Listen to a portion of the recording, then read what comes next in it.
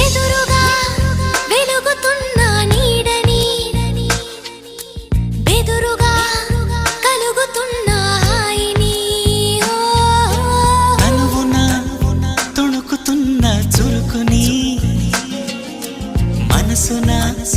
ముసురుకున్న చెమటని ఇష్ట కష్టాలని